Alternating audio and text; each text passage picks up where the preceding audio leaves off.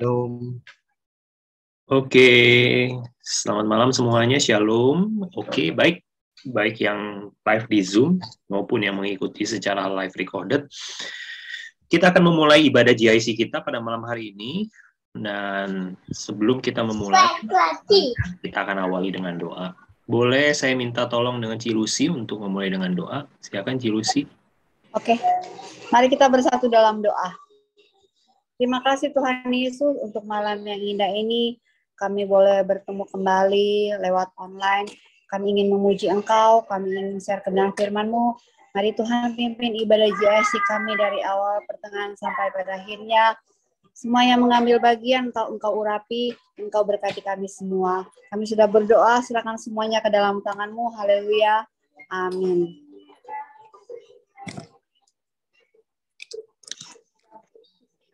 Oke, terima kasih. Saya serahkan ke Ko Hendri ya, yang akan memimpin kita dalam pujian. Silakan Ko Hendri. Ya, mari sama-sama kita puji Tuhan. Haleluya.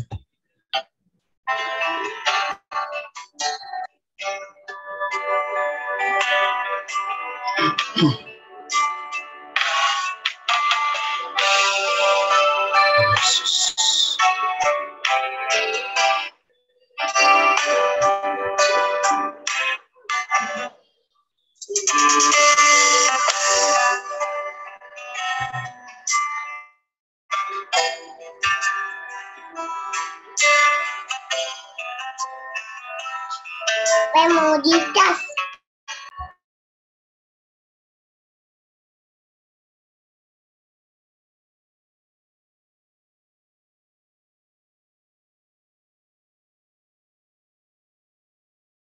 Yang ini.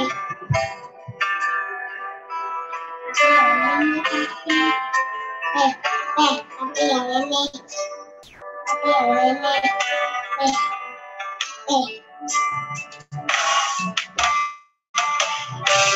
Selalu Tuhan menjawab doa, memberinya kembali waktu yang tepat. Cintalah Tuhan untuk bekerja,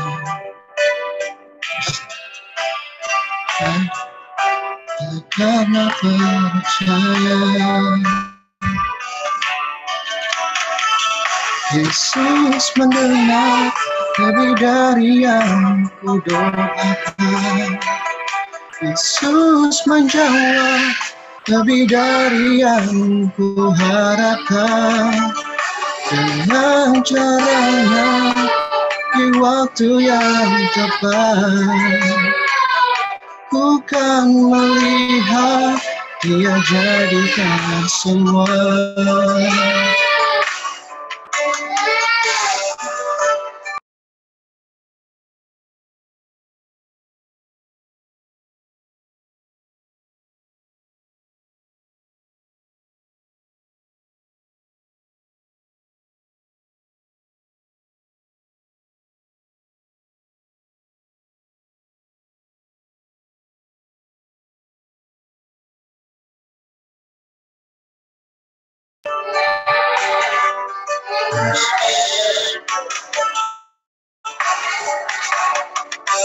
Selalu Tuhan menjawab doa, memberi yang terbaik di waktu yang tepat. Izinkanlah Tuhan untuk bekerja, mustahil jadi mungkin karena percaya. Yesus mendengar lebih dari yang ku doakan. Yesus menjawab lebih dari yang ku harapkan. Dengan caranya di waktu yang tepat, ku kan melihat Dia jadikan semua.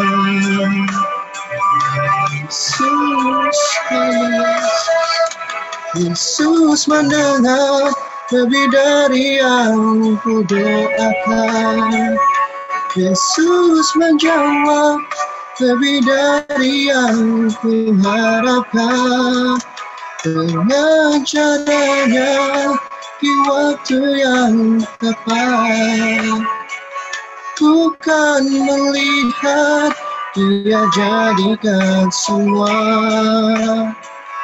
Ku kan melihat Dia jadikan semua. Haleluya. Silakan Kusanto. Shalom semuanya. Bisa dengar ya? Ya, belum bisa dengar kok. Silakan. Mantap. Yuk teman-teman, sebelum kita memulai firman Tuhan, kita berdoa terlebih dahulu. Bersatu dalam doa. Bapa di dalam surga, terima kasih atas kehadiran-Mu, Tuhan. Walaupun kami berbeda tempat, kami percaya Tuhan, 2 dan 3 orang berkumpul dengan atas nama-Mu, Kau hadir di tengah-tengah kami ya Tuhan. Dan sebentar kami akan mendengarkan firman Tuhan, urapi hamba-Mu, urapi kami yang semua mendengarkan firman Tuhan, dan mungkin setelah ibadah sharing firman Tuhan ini kami akan men-sharingkan. Engkau juga urapi semua kami yang melihat recording maupun Zoom-nya Tuhan. Terima kasih Bapa, di dalam nama Tuhan Yesus. Haleluya. Amin. Saudara-saudara yang kekasih dalam Tuhan, mungkin pembahasan kita pada hari ini adalah tentang di mana Allah 3, sesi ketiga. Di mana pada sebelumnya kita tentang Allah sesi kedua. Kita langsung aja kepada pokok persoalan kita, topik kita yaitu tentang Allah 3. Beberapa prinsip tentang Yesus Kristus. 1, 100% Allah, 100% manusia, atau dengan kata istilah theantropik. Sebagai Tuhan, Yesus Kristus sudah ada sejak awal dalam kekekalannya. Di dalam Yohanes 1 ayat 1 sampai 5. Mungkin saya langsung kita lihat aja di dalam Alkitab, saya bacakan. Pada mulanya adalah firman, dan firman itu bersama-sama dengan Allah, dan firman itu adalah Allah. Ia pada mulanya bersama-sama dengan Allah, segala sesuatu dijadikan oleh Dia, dan tanpa Dia tidak ada satupun yang telah jadi dari segala yang telah dijadikan. Dalam Dia ada hidup, dan hidup itu adalah terang manusia. Terang itu bercahaya di dalam kegelapan, dan kegelapan itu tidak ada menguasainya. Tapi Dia adalah Allah yang dilahirkan. Di dalam Galatia 4 ayat 4. Langsung aja saya bacakan. Tetapi setelah genap waktunya, maka Allah mengutus anaknya yang lahir dari seorang perempuan dan takluk kepada hukum Taurat melalui raham Maria atau campur tangan pria, sehingga berbeda dengan Adam dan Hawa sebagai manusia yang diciptakannya. Perlu diingat bahwa Yesus lahir tanpa dosa, sehingga sifat kealahannya dengan kemanusiaannya adalah tidak bercampur, tidak berubah, tidak berbagi, dan tidak terpisah. Teman-teman semua, kita sudah tahu ya tentang Yesus Kristus. Bahkan nubuatannya pun sudah ada sebelum Yesus di dunia, di Yesaya.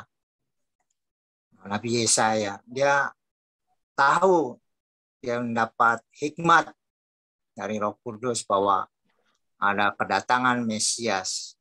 Bahkan di kitab Daniel pun, kalau saya perhatikan, saya baca, itu tentang di mana Yesus datang kedua kalinya, dia pun nubuat udah ada.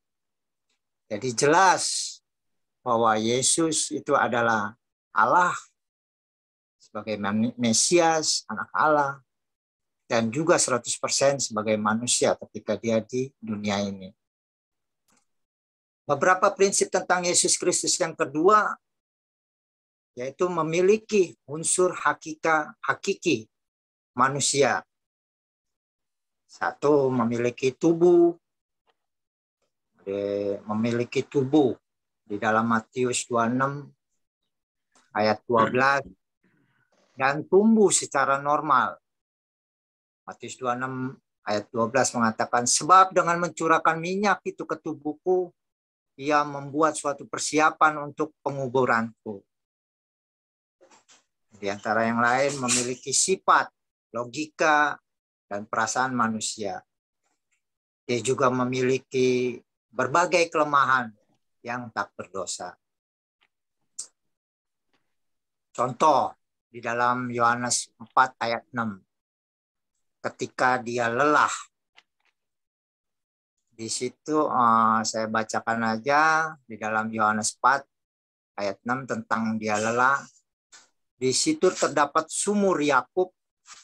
Yesus sangat letih oleh perjalanan karena ia duduk di pinggir sumur itu.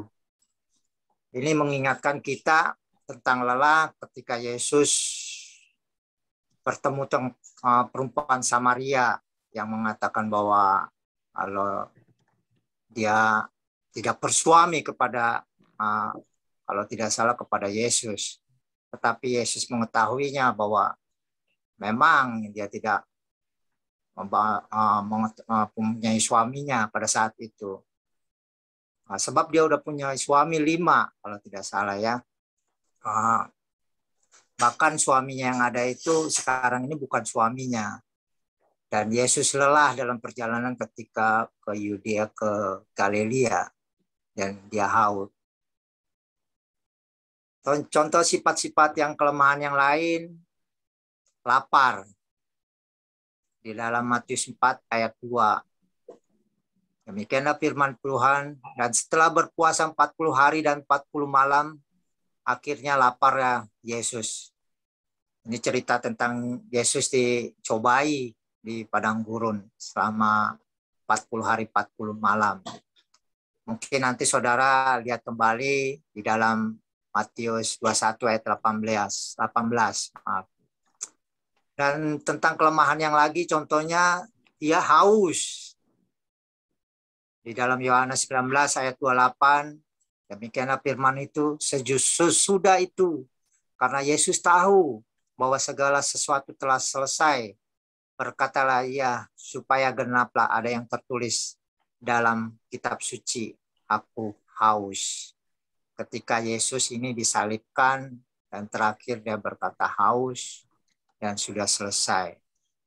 Kelemahan Yesus sebagai hakiki manusia, yaitu tentang tidur di dalam Matius ayat 24.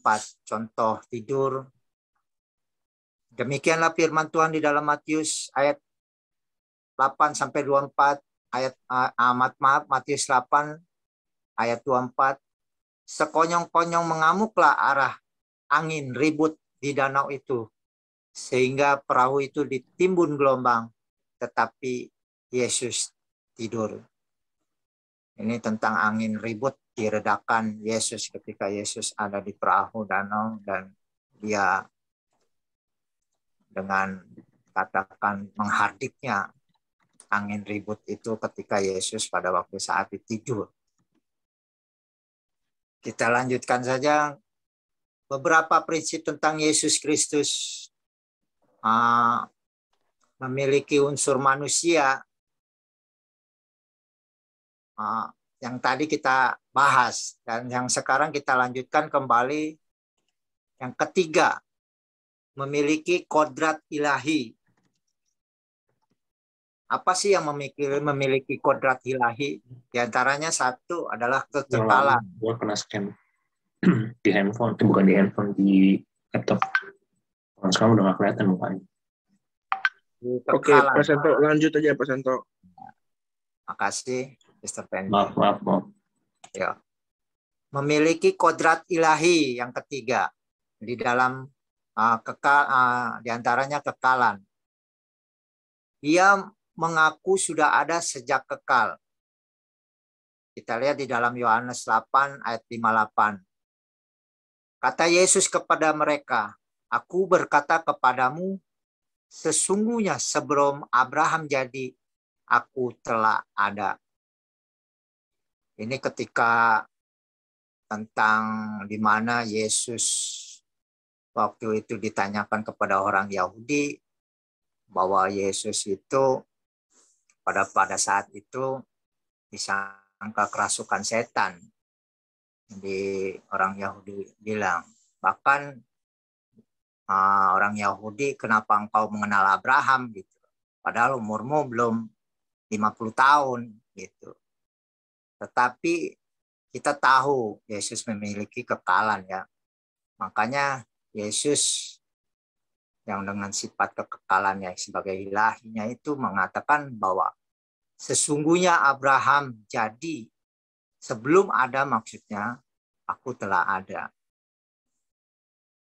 Nah, di dalam kekekalan mungkin di ayat yang lain saudara-saudara bisa lihat, nanti bisa baca di dalam Yohanes 17 ayat 5. Selanjutnya memiliki kodrat ilahi, diantaranya satu, kekekalan, yang kedua maha hadir. Maha hadir, ia mengaku hadir di mana-mana.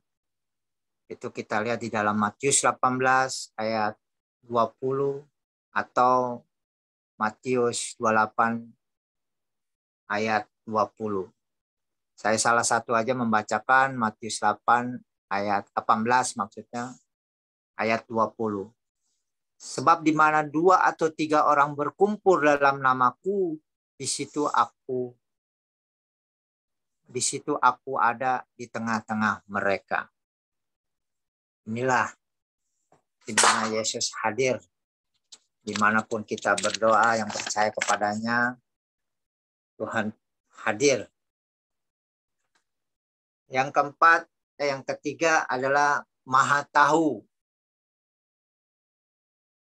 Dia memperlihatkan pengetahuan tentang hal-hal yang hanya dapat diketahui jika ia maha tahu. Itu kita bisa lihat di dalam Matius 16 ayat 21. Demikianlah firman Tuhan.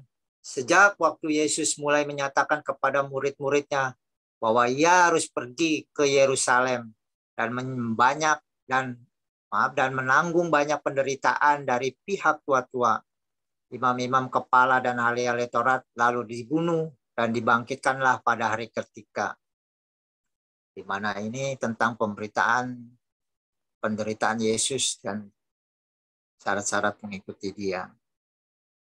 Inilah di mana memiliki kodrat ilahi yang diantaranya salah satunya adalah maha tahu.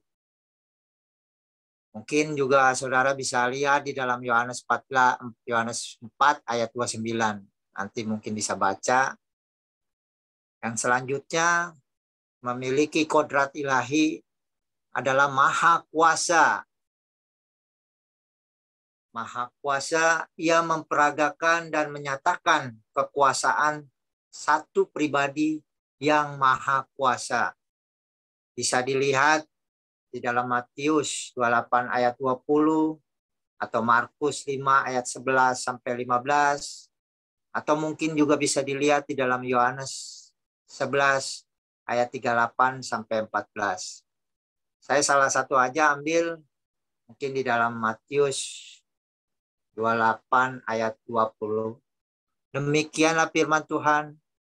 Dan ajarkanlah mereka melakukan segala sesuatu yang telah kuperintahkan kepadamu, dan ketahuilah aku menyertai kamu senantiasa sampai kepada akhir zaman.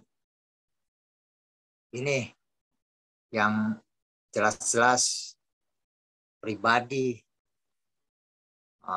Tuhan Yesus memiliki kodrat ilahi yang maha tahu.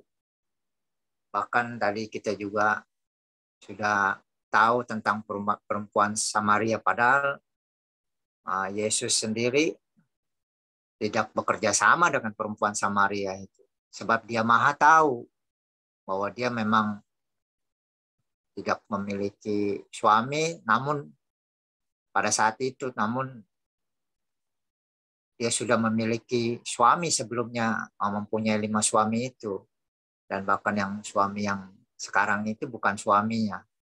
Tuhan maha tahu dan maha kuasa. Yang terakhir yaitu maha kuasa. Yang tadi kita bicarakan, dia memperagakan dan menyatakan kuasa satu pribadi yang maha kuasa. Mungkin saya ulang lagi di dalam Matius 28 ayat 20. Dan ajarkanlah mereka melakukan segala sesuatu yang telah kuperintahkan kepadamu, dan ketahuilah aku menyertai kamu senantiasa sampai kepada akhir zaman.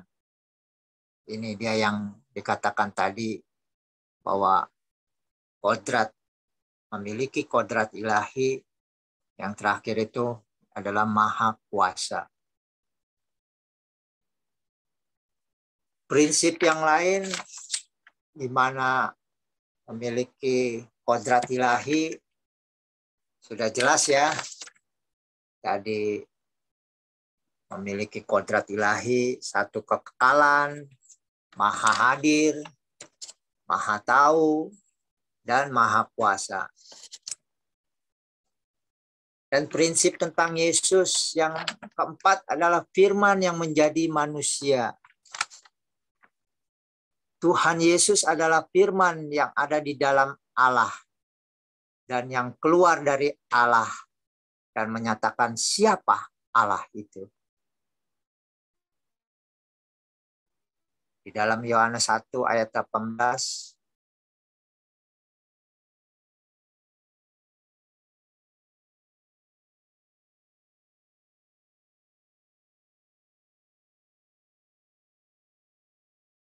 Allah yang ada di pangkuan Bapa, dialah yang menyatakannya.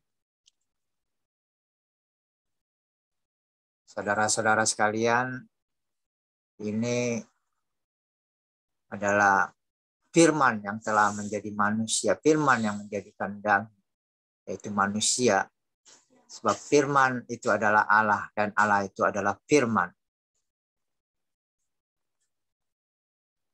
Contoh firman yang menjadi manusia mungkin nanti bisa baca di Alkitab di tempat ada yang lainnya.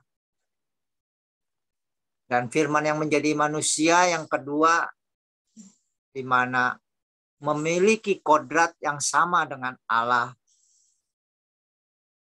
dan juga satu di dalam Allah. Itu bisa kita lihat di dalam Yohanes 6 ayat 38 sampai 40 atau Filipi 2 ayat 6 sampai 7. Saya bacakan aja di dalam Yohanes 6 ayat 38 sampai 40. Sebab aku telah turun dari sorga bukan untuk melakukan kehendakku, tetapi untuk melakukan kehendak Dia yang telah mengutus aku. Dan inilah kehendak Dia yang telah mengutus aku, yaitu supaya dari semua yang telah kuberikannya kepadaku, jangan ada yang hilang, tetapi supaya kubangkitkan pada akhir zaman. Sebab inilah kehendak Bapakku, yaitu supaya setiap orang yang melihat Anak dan yang percaya kepadanya beroleh hidup yang kekal, dan supaya aku membangkitkannya pada akhir zaman.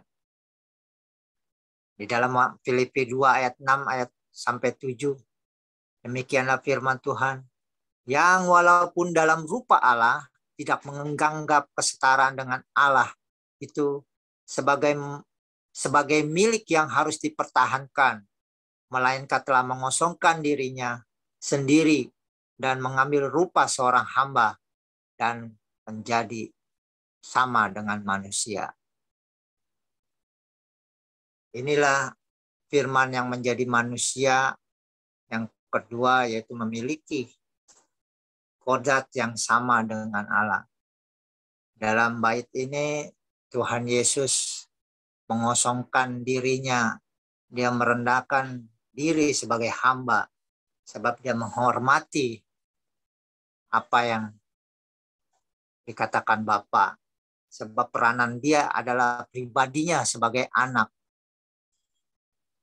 Makanya dia pada saat akhir zaman itu di dalam Markus 13 ayat 32 mungkin saya bacakan, tetapi tentang hari atau saat itu tidak seorang pun yang tahu, malaikat-malaikat di sorga tidak, dan anak pun tidak, hanya Bapa saja. Mungkin sedikit saya bahas tentang kerendahan hati dan mengosongkan diri, di mana Tuhan Yesus mengatakan bahwa anak pun tidak. Di dalam kata anak pun tidak bukan berarti Yesus tidak tahu. Dia tahu. Dia hanya mengosongkan diri sebagai sifat kealahannya itu dan menghormati Bapa di surga sebagai peranannya sebagai anak. Inilah yang disampaikan, yang kita bahas, di mana firman tentang Allah ketiga. Demikianlah firman Tuhan. Kiranya Roh Kudus memberikan kekuatan apa yang kita dengar tentang prinsip Yesus Kristus.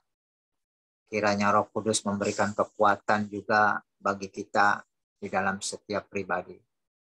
Yuk, mari kita tundukkan kepala dan kita berdoa. Bapa, kami mengucap syukur atas kehadiran-Mu ya Tuhan, dimanapun kami berada, di tempat dimanapun ya Tuhan, baik di rumah maupun di perjalanan, yang mungkin melihat TV secara menyetir di dalam perjalanannya Tuhan. Kami tahu Tuhan, Kau hadir di mana ya Tuhan. Sebab kami pun ada Roh Kudus yang menguatkan kami, Bapa. Terima kasih Tuhan Yesus.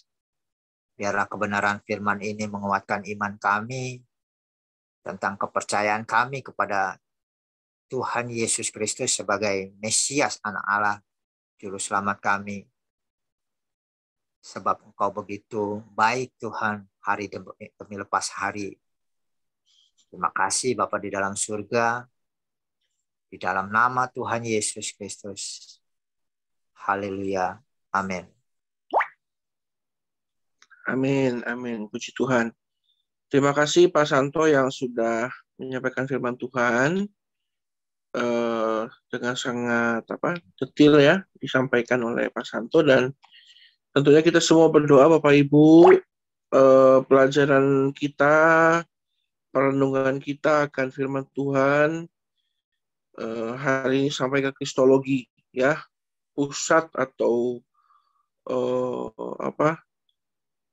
faktor utama dalam kehidupan kita. Jadi mari kita terus serius belajar dalam GIC ini, karena sekarang itu kita nggak hanya sekedar bersekutu bersama, tetapi juga kita memantapkan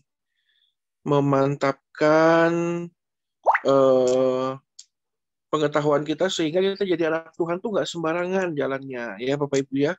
Banyak anak Tuhan tuh jatuh ke berbagai macam lubang dan kesalahan itu karena memang nggak paham siapa Tuhannya, nggak paham apa yang diperintahkan dan dilarang. Nah, hari ini kita belajar tentang kristologi. Nah, ini kalau bahasa teologinya itu kristologi. Kristologi itu bagaimana kita mempelajari tentang Yesus. Dan Yesus itu dimulai dari tadi kan penjelasannya manusia teantropik ya. Teantropik itu satu pribadi dengan dua unsur yang tidak bisa dilepaskan satu sama lain. Tetapi dua unsur ini tidak saling mempengaruhi. Jadi dia itu 100% Allah, di saat yang sama juga 100% manusia. Jadi kealahannya dan kemanusiaannya tidak saling mempengaruhi. Bayangkan kalau kealahannya dan kemanusiaannya melebur jadi satu, itu bahaya sekali. Tapi memang rupanya ini adalah dua unsur yang tidak saling mempengaruhi. Ya, contohnya aja, kalau saya kasih contoh, kalau ini ada teh panas gitu ya, lalu ditaruh es batunya nggak mencair, teh panasnya juga nggak makin dingin. Jadi tetap panas, es batunya tetap dingin. Nah, itu jadi kurang lebih seperti itulah. Jadi kedua unsurnya nggak saling mempengaruhi, dan rupanya Yesus itu masih tetap 100% manusia, dalam pengertian tadi kan sudah dijelaskan di situ, bahwa memiliki karakteristik manusia, contohnya memiliki tubuh, ya, pertumbuhannya normal. Tuhan itu nggak tiba-tiba tua, nggak tiba-tiba muda. Jadi dia tetap normal seperti kita pada umumnya. Makanya kita temukan cerita Yesus 12 tahun di Bait Allah, lalu Yesus juga punya tubuh diminyakin, dia juga terluka dan lain sebagainya. Apa yang kita pelajari hari ini tentunya setiap ada bahan GIC dikirimkan itu dikoleksi Bapak Ibu, dikoleksi supaya nanti itu juga menjadi sebuah bekal yang baik ya, kita jadi makin cerdas. Karena sekarang itu kebenaran itu bukan diajarkan, tapi sekarang banyak kebenaran itu dibentuk Bapak Ibu. Jadi banyak pengajar-pengajar palsu itu yang membentuk kebenaran. Contohnya bumi itu datar, dibikinlah tahlil. Banyak yang percaya, padahal bumi itu bulat gitu. Ya, oke, puji Tuhan. Saya nggak mau terlalu dalam. Pak Santo sudah menjelaskan dengan sangat baik. Sekarang mari kita... Oke, saya juga ke Pak Santo dulu deh sebagai pemberita firman malam hari ini. Bagaimana pendapat Pak Santo tentang Yesus Kristus? Ada nggak hal-hal yang tentunya ini menarik, karena Yesus ini pribadi yang saya mau sebut ini tapi jangan dimarahin. Tuhan Yesus itu pribadi yang kontroversi, ya, sangat banyak kontroversi dalam keberadaannya itu. Nah, coba Pak Santo itu, apakah mungkin dia punya atau ada ganjelan atau sesuatu yang mau ditanyakan? Mana Pak Santo? Oh, Pak Santo ambil nasi goreng ini kayaknya. Pak Santo? Oh iya, benar ini. Kayaknya lagi goreng nasi ini. Lapar ini. Oke, sambil Pak Santo nanti. Oh ya Pak Santo, nah gimana Pak? Ini Bapak pasti menyampaikan firman sendiri, ada juga yang mungkin mau ditanyakan? Saya hanya memberikan ini aja, kita berbagi untuk belajar, di mana kita jangan sebagai anak-anak Tuhan tetap percaya kepada Tuhan dan belajar firman Tuhan yang tadi kita Pak Certen katakan. Sebab pada hari-hari ini banyak hari-hari yang jahat. Tetap kuat kepada bahwa Yesus adalah Allah sendiri. Yesus yang 100% memang Allah dan 100% manusia ketika dia di dunia. Jadi saya cuma menyampaikan bahwa memang tentang Yesus itu udah ada maksudnya sebelum Yesus ada di dunia. Ya, contohnya seperti nubuatan tentang di mana Yesaya nubuat maksudnya, yang di mana akan kedatangan Mesias. Dan ini sudah sejelas-jelas bahwa Yesus Kristus adalah Allah. Bahkan dia sendiri sudah mengatakan jelas-jelas bahwa ketika ia akan disalibkan, bahwa ia akan diadili dan dia akan bangkit pada hari ketiga. Itu aja sih untuk kita saling memahami dan untuk kita menguatkan iman kita, jangan tergoyahkan.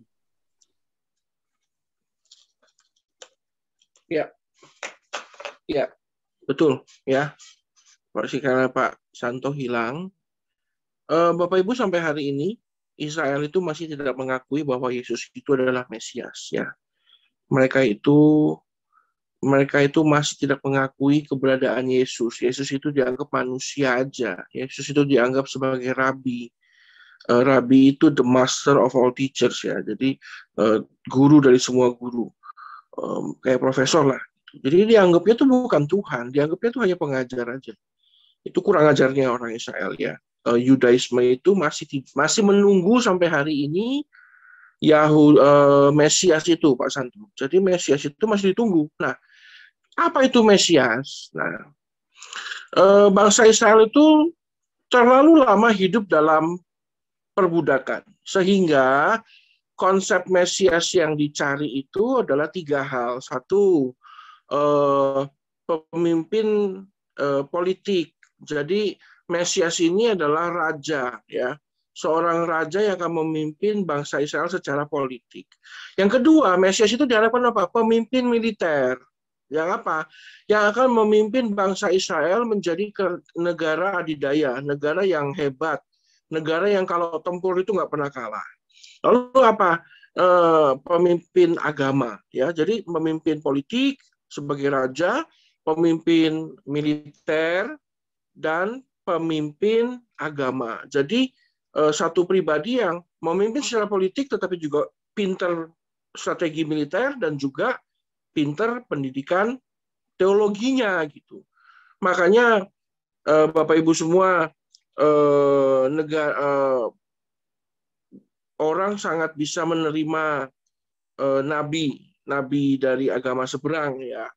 Bagaimana nabi itu sangat dielulukan dan sangat dihargai, sangat dihormati keberadaannya dari saudara sepupu kita, karena memang kalau kita pelajari kehidupan dari nabi tersebut, dia itu tampil sebagai pemimpin politik. Waktu itu nabi tersebut memimpin perpolitikan di Timur Tengah, ya. Lalu nabi itu juga memimpin kehidupan militerisme waktu itu. Bagaimana dia tempur, ya, merebut ibu kota yang sekarang dianggap sebagai ibu kota agama. Jadi memang keberadaannya seperti itu sangat bisa diterima. Sedangkan Yesus itu apa? Yesus itu pribadi yang dianggap lemah. Kenapa lemah? Tampar pipi kiri, kasih pipi kanan. Kalau Charlton jadi pemimpinnya Israel, tampar pipi kiri, kasih bogem kanan. Gitu. Kalau Pak Paulus Eko kan kasihnya bogem kiri. Kalau saya bogem kanan. Jadi nggak bisa, Tuhan Yesus itu dianggap terlalu lemah. Jadi Mesias memang masih ditunggu sampai hari ini. Makanya Tuhan, Pak Santo ya, kalau Pak Santo kita sering baca Alkitab, maka kita akan menemukan istilah, Yesus sekarang nanya kan sama murid-muridnya, menurut kamu saya ini siapa? Menurut kamu saya ini siapa? Oh, kalau menurut orang kamu ini. Enggak, yang saya tanya, menurut kamu aku ini siapa? Nah, Petrus itu pernah menjawab, bagi saya kamu itu Mesias. Kata Tuhan, jangan banyak ngomong. Karena mungkin apa yang kamu imani itu tidak sama dengan yang diimani orang. Tuhan juga nggak mau sampai Petrus itu banyak masalah karena omongannya. Tapi ya imannya Petrus itu Mesias. Jadi memang Tuhan ini banyak kontroversinya. Dan kita doakan supaya teman-teman kita Israel itu menerima Yesus sebagai Mesias. Karena Tuhan itu, ya kita konsep eskatologi ya, konsep second coming. Yesus itu baru akan datang kalau negara bangsa pilihannya itu percaya bahwa dia adalah Mesias. Gitu. Jadi kita doakan kesejahteraan Israel. Begitu Israel percaya Yesus itu Mesias, mereka semua tunduk kepada Tuhan Yesus Kristus. Wah, kiamat itu. Selesai peradaban manusia. Ya, Bapak Ibu semua, jadi Pak Santo nggak ada pertanyaan ya? Ya, Pak. Aduh. Ini keajaiban ini, Pak Santo nggak nanya. Ya, mungkin karena bingung juga, ya karena memang banyak orang bingung tentang Tuhan. Bapak Ibu jangan meragukan kealahan Tuhan Yesus ya. Nah, kealahan Tuhan Yesus itu mutlak, tapi dia juga 100% manusia. Tetapi memang berbeda dengan Adam dan Hawa. Adam dan Hawa itu anak manusia. Dia itu anak manusia. A-nya kecil, M-nya kecil. Jadi diciptakan. Tapi kalau kita sering baca kitab Yohanes, maka kita akan sering membaca Tuhan mengatakan dia sebagai anak manusia. A-nya besar, M-nya besar. Kenapa? Dia itu tidak diciptakan, tapi dia dilahirkan. Dia Tuhan, Roh Kudus itu hanya meminjam rahimnya Maria, Bapak Ibu ya. Jadi dia ini Allah yang mengambil proses kelahiran itu untuk keluar sebagai manusia, karena ya dia nggak mau potong kompas instan. Tuhan itu bisa nggak kedipan mata kayak magic tiba-tiba jadi manusia, dagingnya dikena pisau silet lecet berdarah? Bisa. Tapi supaya kita memahami bahwa Tuhan itu adalah manusia 100%, dia mengambil konsep kelahiran yang persis sama dengan Charlton, dengan Pastor Fendi, dengan Bulus. Jadi dia ngambil proses yang sama. Tetapi memang tidak ada unsur kromosom X. Jadi waktu diuji DNA tidak ada campur tangan sperma pria di situ. Jadi Yesus lahir hanya kromosom Y, hanya ada unsur penyusunnya hanya dari ibunya saja. Lalu yang satunya lagi apa? Ilahi. Makanya dia 100% manusia dari ibu, 100% Allah dari Roh Kudusnya. Jadi memang dia itu. Nah, Bapak Ibu, jangan pernah melakukan kealahan Tuhan kealahan Yesus dalam hidup kita. Dia itu Allah yang ajaib. Tetapi memang kita harus pahami Yesus itu perwakilan Allah. Jadi dia itu bukan Allah Bapa, ya. Yesus itu ada nggak dalam kekekalan? Ada, tetapi dia bukan pribadi yang menciptakan alam semesta. Nah, ini supaya jangan rancu. Ini memang hal yang sangat berat untuk diajarkan, karena Pak, berarti Tuhan itu bagaimana? Karena dia itu pribadi Allah yang dilahirkan untuk menyelamatkan kita. Yang membangun dan menciptakan peradaban manusia siapa? Allah Bapa. Siapa yang akhirnya menciptakan bumi dan segala isinya? Allah Bapa, Adonai, Yahweh, Elohim itu. Ya, bukan Tuhan Yesus, bukan Yehosua, bukan Yesus Kristus. Nah, Yesus Kristus itu maka tadi dikatakan dia adalah firman yang menjadi manusia. Waktu Pak Paulus Eko menulis sebuah buku dan dia menuliskan misalnya dia berkata Anda berubah hanya sejauh pemahaman Anda. Dituliskan di buku. Apakah di situ ada pribadi Pendeta Paulus Eko Dianto di tulisan itu? Ada. Itulah firman atau perkataan dari Pendeta Paulus Eko Dianto. Tapi apakah itu yang menciptakan kolaborasi dengan Ibu Marcel, menciptakan Kesia? Oh tidak, beda. Semoga mengerti maksud saya ya Bapak Ibu ya. Jadi Tuhan Yesus itu adalah Allah yang sudah ada sejak kekekalan, tetapi dia adalah firman yang menjadi manusia. Pada mulanya adalah Allah. Allah itu kekal, tumbuhlah dia menjadi manusia. Semoga Bapak Ibu kita makin ngerti, oh rupanya Tuhan kita itu luar biasa. Ya, dia itu sengaja turun dari surga untuk apa? Menyelamatkan kita. Oke, sekarang saya mau sambut dulu nih sahabat kita dari Bogor, Pak Survila. Pak Survila bagaimana nih? Tolong jangan biarkan saya ngajar kisologi sendirian, Pak Survila. Bagaimana Pak Survila? Bisakah? Ya, shalom semuanya. Shalom. Selamat malam.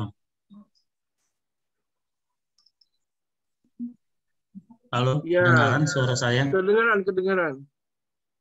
Oke, ya terima kasih buat kesempatannya. Memang belajar tentang Tuhan tidak ada habisnya dan tidak ada ujungnya ya, saudara.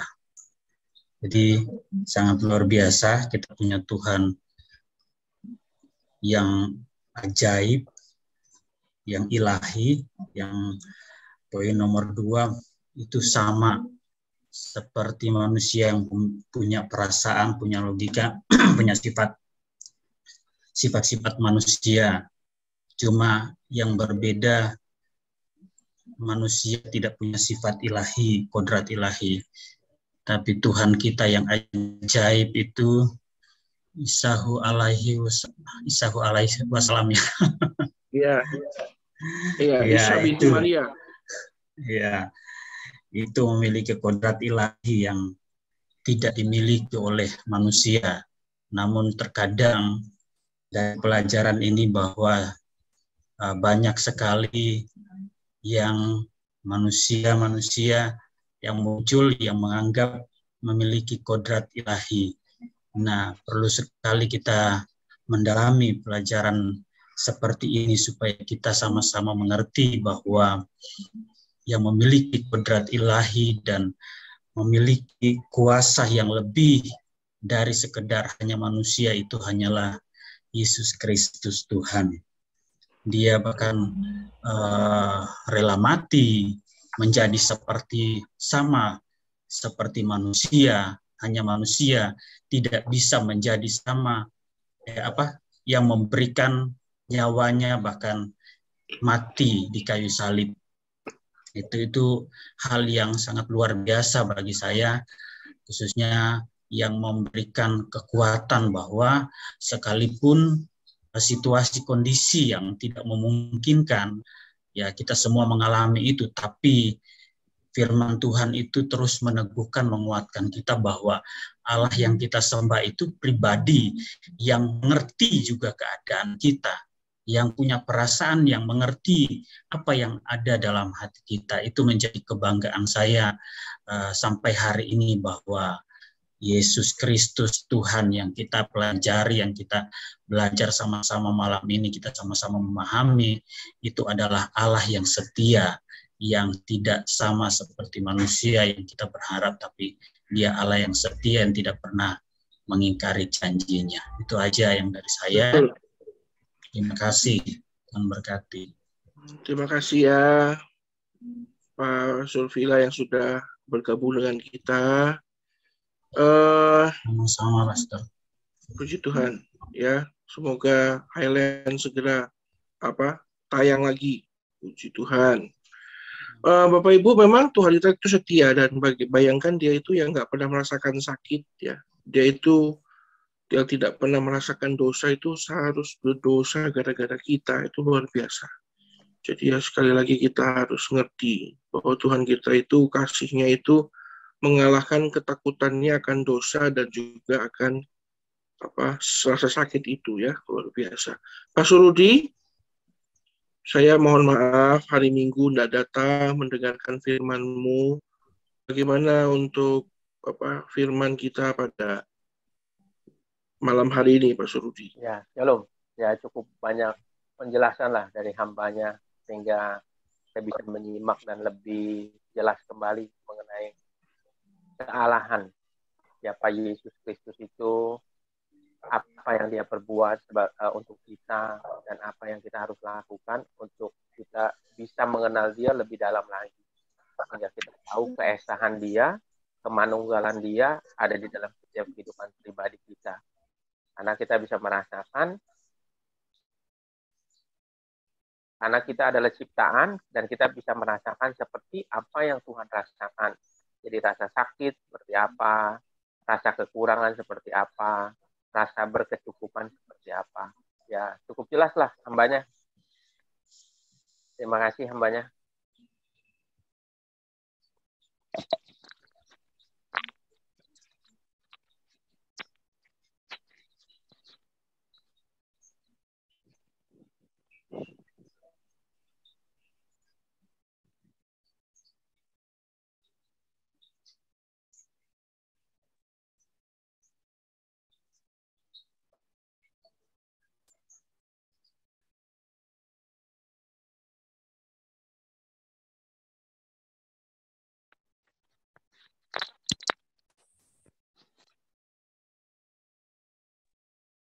Halo, Pastor Charlton?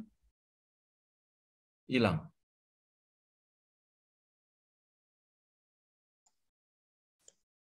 Bapak Ibu, sorry, ada orang pencet bel.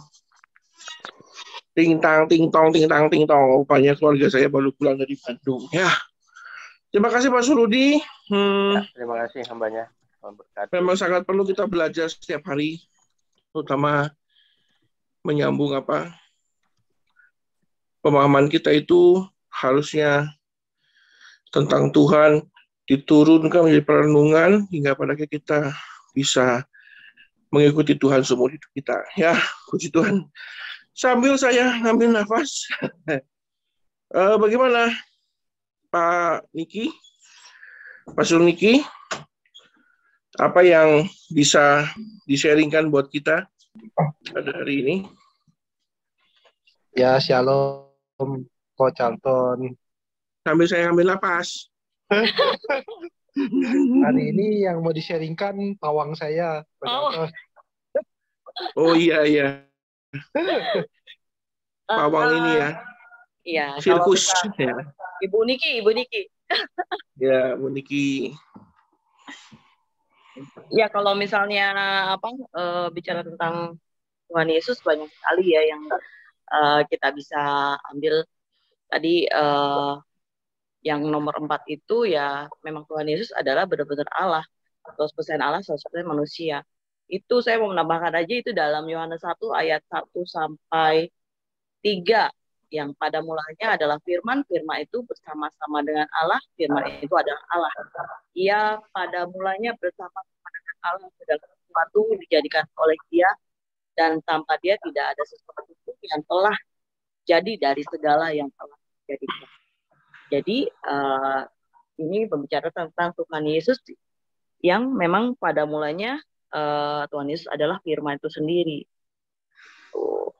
Lalu tentang Tuhan Yesus yang menderita di kayu salib itu ada tertulis dalam Mazmur 22 ya, dan dia genapi sebagai manusia sudah tergenapi dalam kayu salib.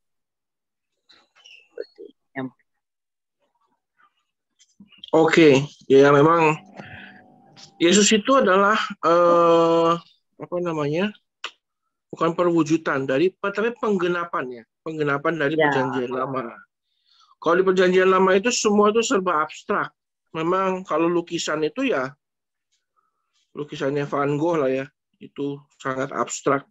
Gak jelas siapa itu yang namanya pribadi yang melihat mukanya pun aku tak sanggup, mukanya dihancurkan oleh manusia, seperti anak domba di penyembelihan dia pun dibawa ke pembantaian. Itu memang mengerikan. Akhirnya muncullah pribadi itu, namanya penggenapan.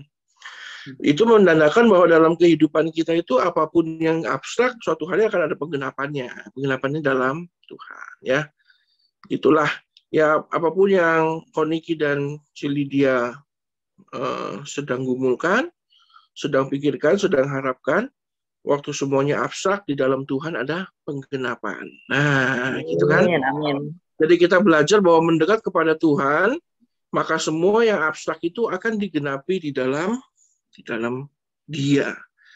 Oleh karena itu jangan khawatir, apapun yang sedang terjadi, Tuhan pasti berikan yang terbaik buat kita. Puji Tuhan. Ada kesaksian atau ada yang mau ditanyakan, Cilidia? Sudah, tidak ada. Tidak ada ya, baik. Kalau misalnya kesaksian tentang kebaikan Tuhan Yesus sangat banyak sekali ya. Seperti itu. Puji Tuhan lah. Ya nanti mungkin lain waktu. Ya, lain waktu nanti ada kesaksiannya. Akan ada kesaksiannya ya. Oke.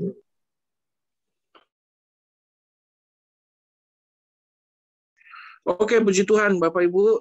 Sekarang lanjut, mungkin kepada yang lain dulu. Terima kasih, Koniki dan Cilidia. Ini ada apa? Ada Ko Yusuf. Ko Yusuf masih tugas? Ya, salam, Pastor. Shalom, Pak Yusuf. Masih tugas, Pak. Masih tugas ya. Pak. Sukses selalu. Ya, terima kasih, Pastor. Selalu Tuhan tolong selalu ya, puji Tuhan. Oke, sekarang mungkin lanjut dulu ke ini ada Pak Samuel David. Shalom, Pak Samuel. Shalom, shalom. Oke, Pak Samuel bagaimana? Shalom, Pak. Sorry kalau saya belum terlalu mengenal Bapak. Bagaimana tentang pelajaran kita malam hari ini, Bapak? Sebelumnya saya mau perkenalkan diri. Saya ini adiknya Karika Loko.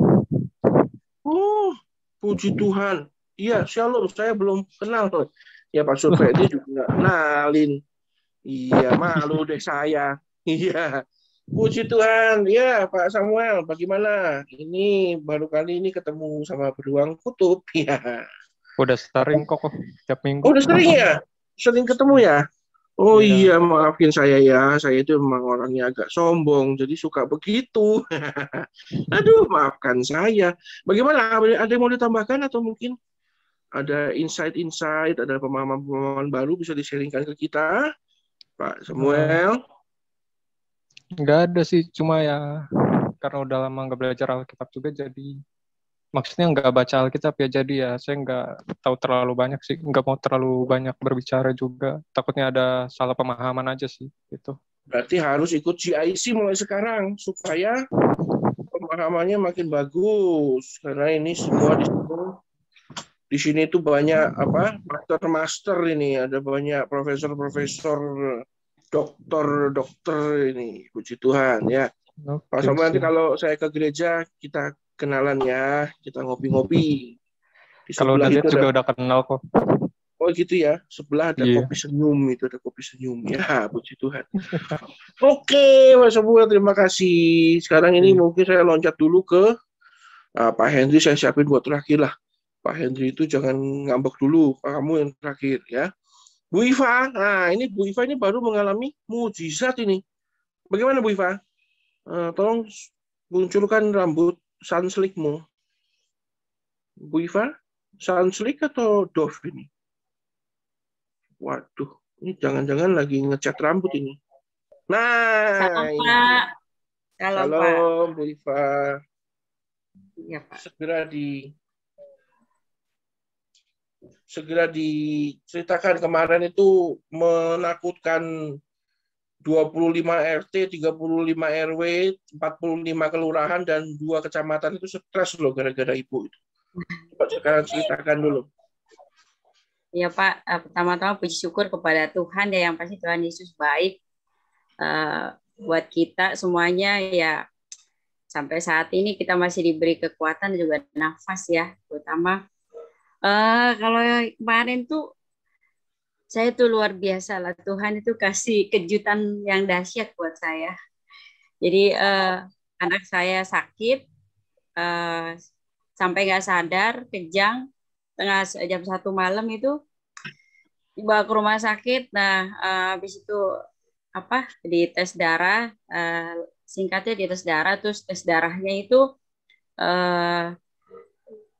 leukositnya itu tinggi, yang dimana rata-rata tuh anak seusia dia itu kisaran 11 sampai 14. Nah, anak saya ini sampai 28.000. Nah, setelah itu labnya itu udah selesai, hasilnya udah keluar jam 7 itu yang bikin saya lemes, total lemes itu. Jadi ada penjelasan itu semua kadar gula, kadar darah semuanya bagus, terus cuma satu yang enggak, yang bikin kita takut. Itu kenapa dia sampai pingsan, itu kan katanya itu ada infeksi di otak yang bisa menuju ke meningitis. Itu yang bisa yang buat saya lemes gitu. Dan sempat kan mau di ICU juga, dan di situ ICU-nya full, di rumah sakit Cengkareng itu full, dan mungkin Yakob Fendi, Pak Charlton dan Bapak mungkin nyari rumah sakit buat yang ada ICU-nya waktu itu, dan ternyata pas mau kita mau ada rencana untuk dirujuk ke rumah sakit yang lain, ada dokter datang, tiba-tiba dia cek keadaan anak saya itu semuanya bagus, gerak motorik semuanya dia bagus, apa yang diinstruksikan dokter dia bisa ikutin, dan dokter bilang ini nggak usah di ICU, cukup dirawat inap saja katanya gitu. Terus saya bilang, nah tentang sakit yang menuju ke arah meningitis itu gimana, Dok? Coba saya cek lagi hasilnya. Dicek sama dokter itu, dicek, ini kata dokter ini nggak ada arah ke sana sama sekali, tapi ada kemungkinan berapa persen, kita harus cek lebih lanjut lagi, yaitu ke dokter ke dokter yang lebih ahli lagi, ya kan? Terus yaitu dengan cara CT scan dan dari CT scan dan apa tuh namanya deh, pokoknya di situ saya bingung bahasanya. Tapi puji Tuhan semuanya, saya doa sama Tuhan, Tuhan gimana Tuhan, apakah ini benar Tuhan kasih ujian saya seperti ini? Maka anak saya ini sangat sehat dari kecil sampai sekarang, ini baru kali ini yang sakitnya boleh dibilang parah gitu kan. Nah, anaknya juga pecicilan kan yang saya tahu. Jadi, terus saya bilang, ada teman juga keluarga, semuanya keluarga ada yang bilang, udah ini jangan dirawat di sini, kita harus pindah aja rumah sakit. Bahkan ada di keluarga yang di Tangerang, udah jangan di sini, kita bawa ke Pineng aja katanya gitu. Terus ambil waktu untuk doa, Tuhan apa yang harus saya lakukan? Apa saya harus pindah ke rumah sakit gitu? Kalau ke rumah sakit lain, kalau memang saya pindah itu tes segala macam, ambil darah dan segala macam itu harus dari ulang lagi. Kasihan anak saya ya kan. Itu Tuhan tuh bilang, bukan bilang secara ada suara, bukan, cuman hati saya itu seperti diteguhkan sama Tuhan. Tidak, nggak usah katanya. Kamu di sini aja katanya gitu. Sorry sebentar. Sudah di sini aja, percaya sama aku gitu ya, percaya sama saya. Dan di situ ada ayat yang meneguhkan saya. Saya nggak tahu itu ayat tiba-tiba muncul di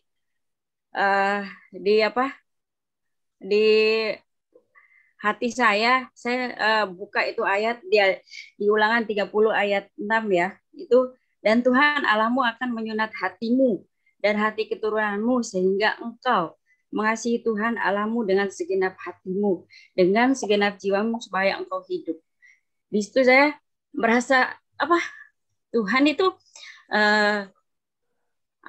mengikis hati saya gitu ya. Mungkin dalam segala hal ya, dalam entah itu keegoisan saya yang mungkin sering kali mengabaikan Tuhan ya kan. Sering kali mengabaikan Tuhan. Tuhan menyunat hati saya dengan cara mengikis ya. Cara mengikisnya Tuhan itu dengan kejadian anak saya sakit. Terus yang dimana saya itu tidak kuat. Ibaratnya saya itu nggak kuat, Tuhan. Gimana ini sampai pikiran saya itu jelek tuh waktu itu. Masa saya harus kehilangan anak saya yang mungkin anak saya mungkin sembuh waktu itu, mungkin sembuh tapi dengan keadaan yang namanya yang dibilang katanya meningitis dan segala macam kayak begitu. Kalaupun sembuh kan kita juga ada yang sembuhnya tidak normal gitu. Saya udah shock di situ kan. Ya Tuhan kasih ayat ini, Tuhan akan menyunat hatimu dan keturunanmu ya. Artinya itu saya harus lebih Tuhan itu mengikis hati saya, di mana itu hati saya dulu ya, sampai sekarang pun saya tetap belajar yang dimana saya itu egois, yaitu saya mungkin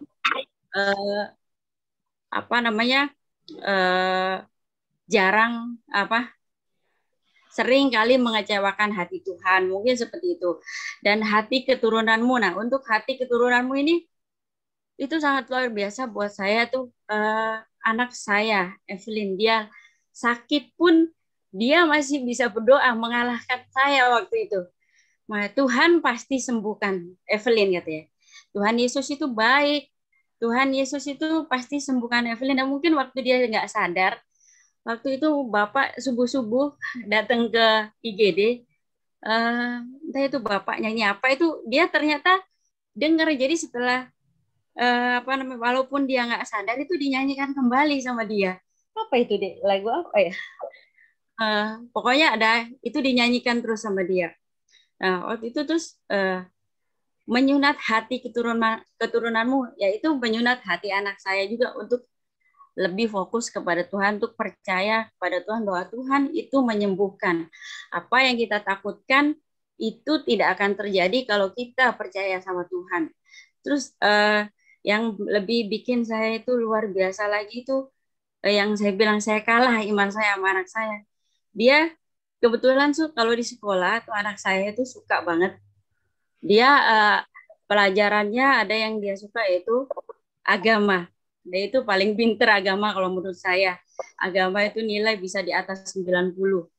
Jadi dia bilang, masa perempuan yang pendarahan 12 tahun, Tuhan Yesus sembuhkan dengan hanya menjamah jumbai baju Yesus.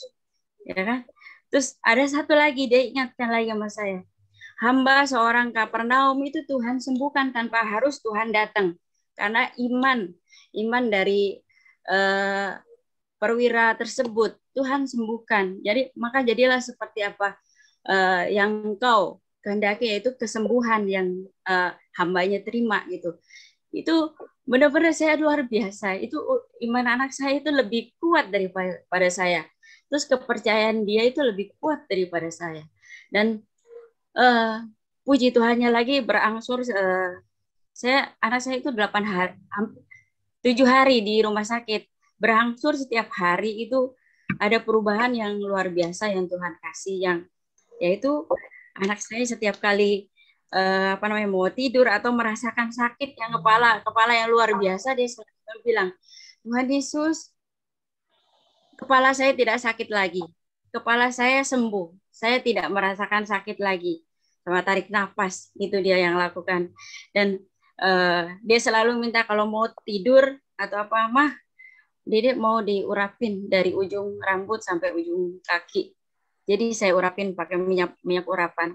Nah dari situ dia kalau udah seperti itu, sepertinya dia itu kayaknya tenang, hatinya kayaknya sakit dia pun udah berkurang, walaupun nggak 100% sembuh, cuman dia merasakan walaupun sakit dia bisa nahan waktu itu. Dan puji Tuhannya setelah hasil CT scan semuanya sudah ada. Ya, itu ternyata bukan penyakit yang seperti yang kita takutkan. Penyakitnya ya ada sinusitis yang dimana rongga itu yang di kepala itu tertutup dengan cairan yang mengental, sehingga sampai dia nggak sadar itu karena tidak ada sirkulasi di daerah rongga itu. Jadi kalau kita pilek aja, kalau kita nggak bisa napas kita udah pusing, apalagi yang di rongganya. Sampai yang itulah yang buat dia nggak sadar sama kejang. Dan itu juga dia nggak panas sama sekali, yang dikeluhkan ya hanya di sini sama di sini gitu. Ya, Tuhan itu luar biasa, Tuhan itu baik. Dan dengan iman anak saya, terutama dengan iman anak saya dan juga iman saya sendiri, Tuhan memulihkan berangsur-angsur sampai detik ini sudah mulai hampir yang biasanya itu dia bisa beberapa kali mengeluh pusing, tapi belakangan ini bahkan nggak kedengeran dia ngeluh pusing gitu. Ya, pokoknya Tuhan luar biasa baik, dan puji Tuhannya lagi pokoknya banyak sekali yang Tuhan kasih kan buat saya, buat anak saya. Saya di rumah sakit itu yang orang bilang itu rumah sakitnya kurang dan tanda kutip itu luar biasa pelayanannya, susternya juga semuanya baik-baik. Bukan promosi ya, karena ini saya mengalami sendiri. Susternya juga baik-baik, dokternya juga luar biasa baik. Kalau mungkin dibilang dulu waktu itu saya pernah melahirkan di sana anak pertama, itu memang rada cuek, itu luar biasa cuek. Cuman ini 180 derajat itu Tuhan kasih yang terbaik buat anak saya di situ. Dan puji Tuhannya lagi saya VIP ya. Enggak, saya enggak VIP di situ. Kelas 3. Puji Tuhannya lagi, Pak. Saya tidak mengeluarkan 1 peser pun, 1 perak pun di rumah sakit itu. Karena Tuhan sudah sediakan, artinya beberapa bulan sebelumnya, saya juga nggak pernah mendaftar itu yang namanya BPJS, yang namanya KIS, saya nggak pernah mendaftar. Ternyata tiba-tiba itu beberapa bulan yang lalu, Pak RT itu datang ke rumah saya. Wah, ini lu dapat kartu KIS bertiga sama anak-anak lu. Nah, saya bilang, kan saya nggak daftar, udah simpen aja nanti pasti berguna gitu kan. Lu mau berobat apa, lu pakai ini aja, nggak bayar gitu. Dan itulah yang Tuhan sediakan. 1 peser pun saya nggak keluar untuk biaya perawatan anak saya, bahkan untuk CT scan, untuk EEG tadi kan ada ada jadwal EEG untuk rekam otak untuk memastikan kalau di kepala anak saya itu tidak ada. Karena kenapa dia diambil EEG itu supaya kemarin ada kejang, takutnya ada di saraf-sarafnya itu takut ada yang ibaratnya konslet gitulah, kayak gitu. Kok nggak ada ih?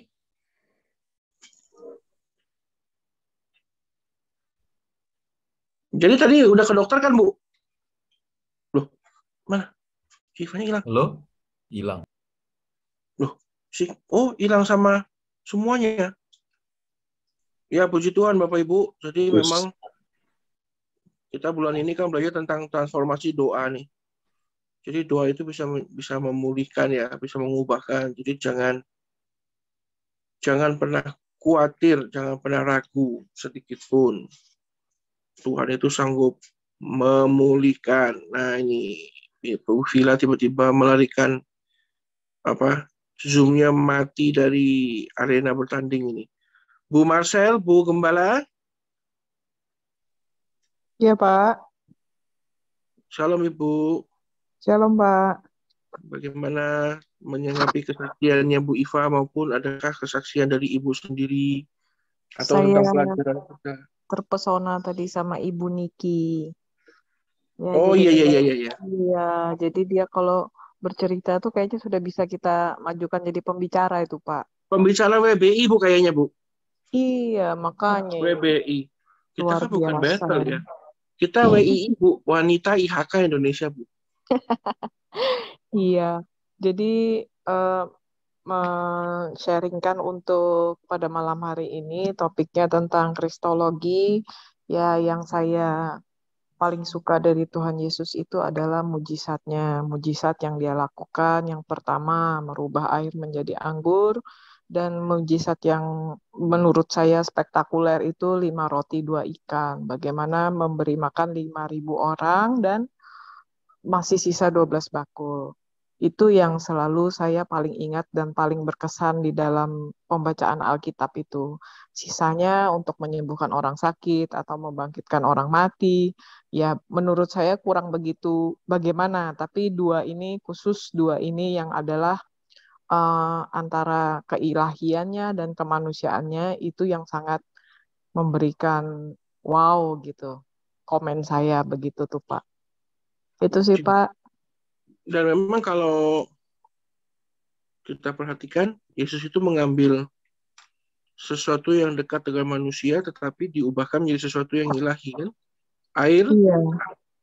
Iya, betul. Air itu kan sesuatu yang manusiawi sekali, tetapi begitu ketemu dengan Tuhan, unsurnya berubah jadi yang namanya anggur. Itu kan nggak mungkin. Nggak mungkin itu. Betul. Lalu 5 roti 2 ikan ngasih makan 1 orang aja nggak cukup, ini ngasih makan 5.000 orang. Sisa jadi lagi. akhirnya sisanya itu yang sisa. Nah, ya itu karena segala sesuatu yang bersentuhan dengan Tuhan Yesus jadinya ilahi dan akhirnya ada kuasa kelimpahannya. Iya. Ya, makanya kalau sakit kayak anaknya Bu Iva itu Evelyn, sakit lemah lalu berjumpa dengan Tuhan, jadinya sembuh karena antibodinya yang lemah itu ketemu Tuhan jadi kuat. Jadi gendut kayak saya. Membunuh semua sinusitis. Puji Tuhan. Jadi ya terima kasih Bu Gembala bahwa kita Iya. juga jangan pernah merasa bahwa kita ini lemah. Ya memang lemah, tapi ya bersama dengan Tuhan kita sanggup lakukan Amin. segala perkara. Ibu Iva udah balik lagi. Itu dia Bu Iva. Halo Bu Iva. Ya puji Tuhan. Sambil menunggu Bu Iva nyambung. Bu Lucy. Ibu Lucy. Ya. Ibu Lucy kemarin minggu enggak ada. Ada kerjaan sedikit. Banyak juga nggak apa-apa Bu. Yang penting nama Tuhan dipermuliakan. Ya puji Tuhan. Iya. Nggak ada ya. Udah cukup jelas firman-Nya. Memang sih agak gimana ya. Tapi ini pengetahuan buat kita karena ini udah pernah ada yang nanya ke saya juga, orang yang bukan orang Kristen. Pelajaran ini sangat berguna buat kita gitu. Untuk lebih jelasnya aku nggak bisa komen banyak karena ini terlalu berat bagi saya sih. Udah itu aja. Iya, kan kita sering diledekin tuh sama agama seberang. Oh Tuhan kok diperanakan. Oh Tuhanmu lemah. Loh mereka nggak ngerti Bu. Nah, kan juga kita kadang-kadang diledekin. Tuhan kok mati, Tuhan kok is dead katanya. Tuhanmu lemah. Oh, belum ngerti kamu. Berarti kamu tuh nggak ngerti kan gitu. Jadi selama pembelajaran ini ya semua kita sedia. Puji Tuhan. Iya. Ada juga Ibu Tri. Oh, sepertinya Cilusi lagi menunggu suami Ibu ya. Iya, Bu. Ditungguin itu, Bu. Iya, Pak. Enggak lah, pulangnya malam. Segera pulang. Iya. Oke.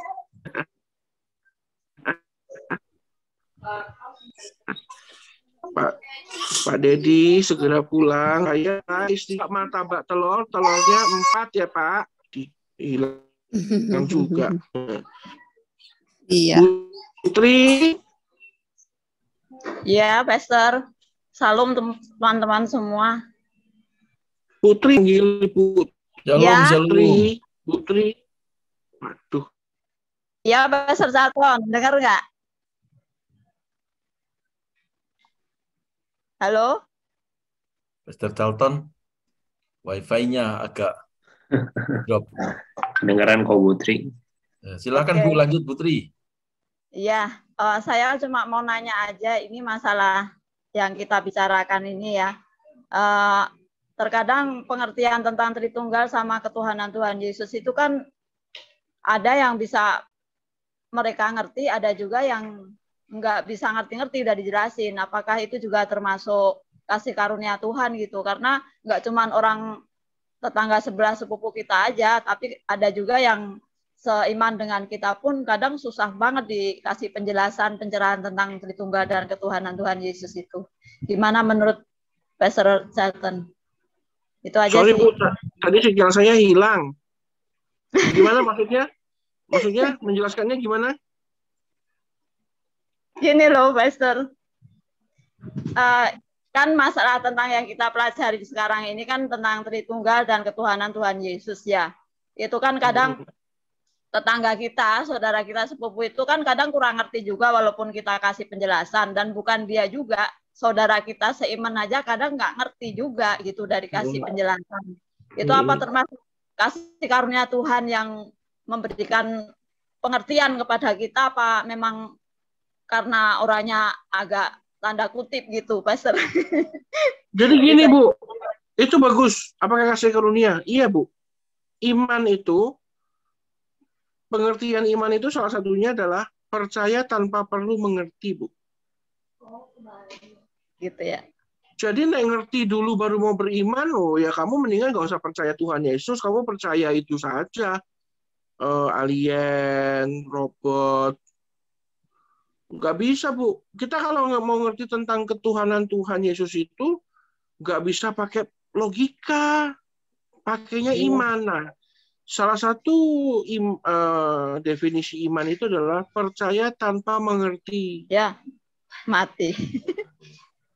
percaya tanpa mengerti. Jadi memang iman itu adalah percaya tanpa mengerti. Halo, Pastor Fede bisa dengar saya? Bisa kok, Pastor Charlton. Mungkin jadi gitu ya, Bu Tri. Percaya tanpa mengerti. Jadi memang kalau mereka mau percaya, mau mengerti tentang Tuhan, itu harus terlebih dahulu dengan lutut bertelut, dengan iman mengaku, hidupnya bertobat, berubah dari jalan yang jahat, baru pemahaman itu Tuhan Roh Kudus berikan. Gitu, Bu Tri. Karena kalau tidak, itu apakah berlaku juga dengan saudara kita yang seiman, Pastor? Yang kayak begitu. Berlaku, kan kadang Bu. dia juga nggak ngerti juga. Berlaku karena gini, Bu. Ini kan persoalannya kan tentang kelas, Bu. Kelas. Naik kelas apa enggak? Nah, anak kelas 5 SD itu anak kelas 1 SD itu nggak akan bisa ngerti pelajaran kelas 5, Bu. Nggak bisa. Jadi kalau imannya masih rendah, imannya tuh nggak dibina, imannya tuh nggak dibangun, nggak dikasih makan yang benar, nggak ngerti-ngerti, Bu. Karena ya anak kelas 1 yang ngertinya 1 tambah 1 sama dengan 2.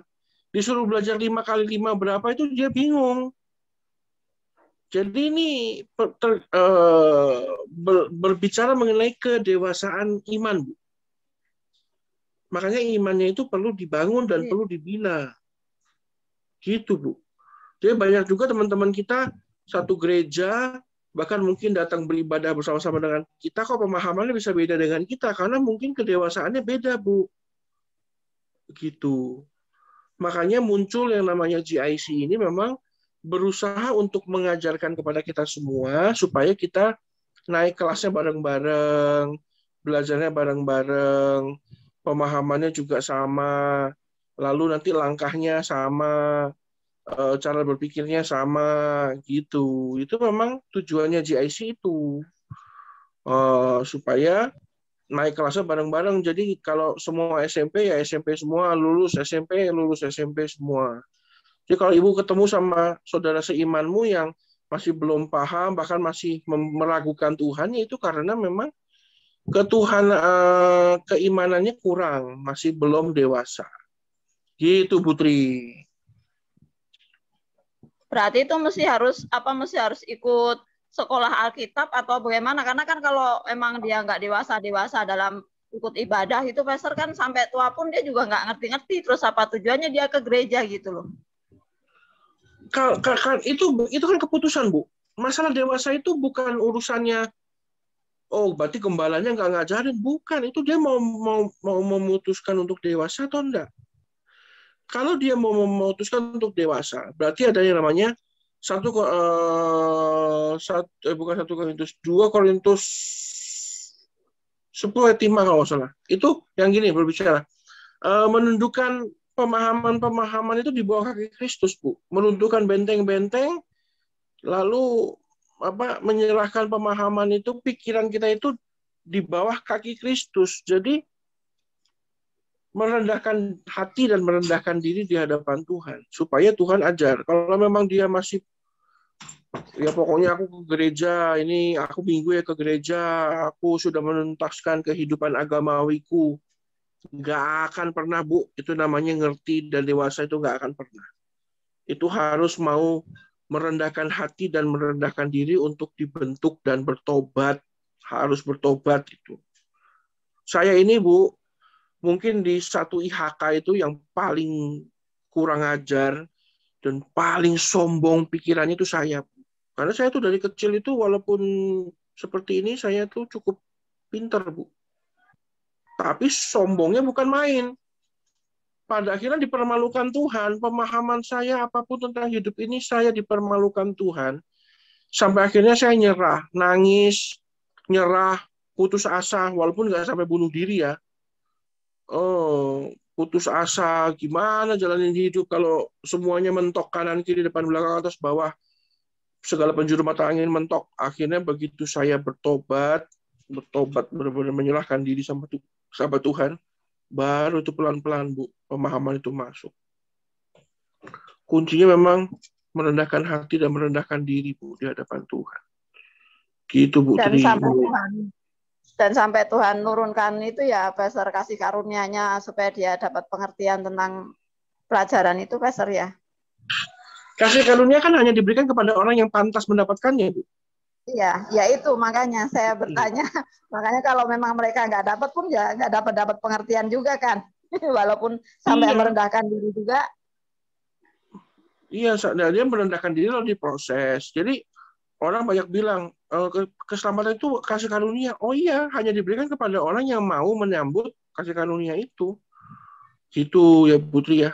Jadi tolong diberitahu kepada halayak ramai, saudara-saudara kita. Nek kamu mau ngerti itu ya mesti merendahkan diri dan merendahkan hati. Jadi nggak bisa tuh merendahkan hatinya doang, harus dirinya juga harus mau diproses. Makanya kalau latihan militer itu kan nggak cuman mentalnya yang digojlok, fisiknya juga dihancurkan supaya jangan sok gitu. Jangan mengandalkan saya ini kuat gitu ya, Putri ya. Terima kasih ya, Putri ya. Ya, sama-sama, Pastor. Terima kasih. Puji Tuhan. Ya, Bu Lucy sudah bisa mengudara di 104,4 FM. Bu Lucy. Waduh, Bu Lucy mungkin masih ini beli sate ayam. Ya. Mana Bu Lucy? Bu Lucy, kok Bu Lucy? Kok Bu Lucy lagi? Bukan, tadi saya mau ngomong sama Pak Henry, Pak Bu Lucy.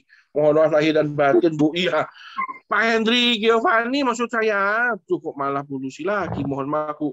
Ya, Bu, maklum belum makan malam saya. Ya, shalom. Ya, shalom Pak Henry. Shalom, iya. Iya, Pak Henry. Ya. Puji Tuhan. Tentang Tuhan Yesus. Kalau ini untuk saya yang awam dulu dah ya, sebelum kenal Kristen gitu maksudnya. Jadi yang ada di dalam otak saya waktu itu tuh kasih, pemaaf, mujizat, ya penolong lah. Maksudnya ya kasih, pemaaf, pengampun, menerima orang-orang yang berdosa. Seperti saya lah contohnya ini. Akhirnya makin ke situ karena saya punya pergumulan juga. Justru dari pergumulan itulah saya bisa kenal Tuhan. Jadi kadang-kadang Tuhan itu pakai pergumulan itu supaya dekat buat ke Dia juga sih. Jadi akhirnya saya semakin kenal Tuhan. Kenal Tuhan, ya itu biasalah hal yang seperti yang tadi diceritain sama Mbak Ibu Tri ya, tentang tetangga kita apa.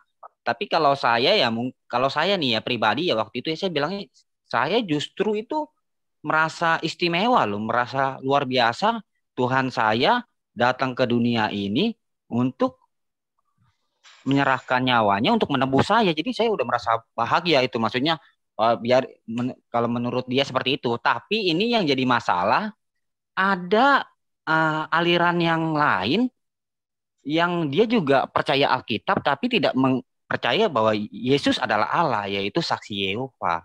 Waktu itu saya agak bingung nih bagaimana cara ngeladenin orang ini nih ya. Tapi iman saya ini udah kukuh. Saya walaupun ya kan saya tahu kalau saya kan dulu kan nggak punya damai itu ya. Setelah saya kenal Tuhan Yesus saya punya damai itu. Jadi saya ngerasa bahwa kalau itu bukan Tuhan pasti saya nggak bakalan damai. Saya nggak bakalan damai maksudnya. Yang saya cari ini kan pokoknya intinya saya saya ngerasa bahwa Tuhan Yesus adalah Allah. Akhirnya karena dia juga tahu tentang semua Alkitab ya, dia juga hafal. Saya nggak bisa ngeladenin. Akhirnya saya belajarlah buka Alkitab yang tadinya dulu nggak pernah buka Alkitab, cuman percaya bahwa Tuhan Yesus adalah Allah. Akhirnya buka Alkitab, saya cari, pelajarin bagaimana cara jawabnya ke dia nih maksud saya. Akhirnya setiap hari Sabtu dia nelpon saya, dia bilang begini, dia bilang begitu bahwa harus Yehwa, bahwa Yesus adalah utusan atau apalah, dia ceritanya seperti itu. Ini agak bingung lagi nih saya jawabnya. Masalahnya kan kalau yang saya pikir nih saksi Yehova kok 11-12 sama tetangga ya. Dia tidak percaya Tuhan Yesus juga, maksudnya dia juga sama kan, tidak percaya Tuhan Yesus, dia percaya nabi. Tapi yang jadi masalah dia percaya Alkitab, itulah yang harus saya lawan nih, bagaimana caranya. Akhirnya saya ngerti sendiri, ya mungkin Tuhan juga bantu saya. Di Yesaya saya baca, di Yesaya itu bahwa akulah Tuhan dan tidak ada juru selamat selain daripadaku. Akulah yang memberitahukan, menyelamatkan dan mengabarkan, dan bukannya Allah asing ada di antara kamu. Terus akhirnya juga tapi dia pinter nih saksi Yehova ini, dia maksudnya supaya kita iyain dia. Jadi pas itu saya ngelawan. Tapi baca juga Pak. Coba Bapak baca Yesaya 43 begini. Saya suruh baca dia tuh akhirnya. Terus dia berkelit. Oh, saya bilang berarti Anda tidak fair. Saya kasih jawaban, Anda nggak mau terima jawab apa? Maksudnya nggak mau terima ini apa yang saya kitab apa firman yang saya katakan. Jadi Anda cuman mengambil kitab sepotong-sepotong doang, dalam hati saya ngomong begitu. Akhirnya ya itulah. Akhirnya dari situ akhirnya saya ngerti bahwa yang seperti yang dikatakan yang hari ini bahwa Yesus adalah Allah, ya karena saya baca sendiri di Yesaya 43 itu saya baca. Terus juga Tuhan Yesus ada bilang, saya nggak tahu di mananya firmannya, tapi yang saya tahu di Yohanes, dan dia berkata bahwa akulah jalan, kebenaran, dan hidup. Tidak ada seorang pun yang datang kepada Bapa kalau tidak melalui aku.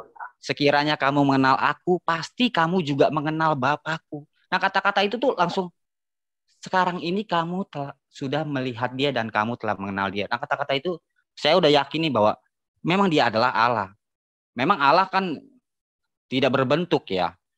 Nah, kenapa dia menjadi firman itu jadi manusia ya? Fungsinya itu karena yang diselamatkan manusia, bukannya semut. Kalau bayar semut ya pasti dia jadi semut gitu. Maksudnya ini istilah pikiran saya lah maksudnya. Jadi ya Yesus itulah diri pribadinya Allah yang datang ke dunia untuk menyelamatkan manusia. Itu sih. Ya ini pemahaman saya. Mohon maaf kalau saya salah ya. Kata salah-salah kata, tapi banyak. Tapi yang saya mau jelasin, saya senang. Saya kalau dengar kata Tuhan Yesus itu pasti saya merasa Tuhan saya itu seperti Bapa saya sendiri, karena dia sudah menjadi manusia, pasti dia juga tahu bagaimana rasanya sakit, bagaimana rasanya manusia itu banyak kelemahan, seperti saya banyak kelemahan, bagaimana banyak kesalahan juga. Dia ngertilah apa yang saya rasakan karena dia juga pernah jadi manusia.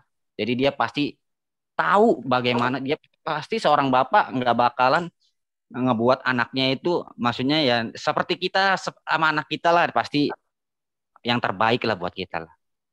Itu aja sih. Amin. Terima kasih. Mohon maaf. Terima kasih. Ya, kalau saya prinsipnya sama pengajar-pengajar palsu yang suka muterbalikin fakta itu, jangan lawan dia pakai Alkitab, Pak. Alkitab itu terlalu berbahaya. Ambillah tongkat baseball, lalu getoklah palanya 3 kali sambil menyebut Tuhan Yesus baik, Pak.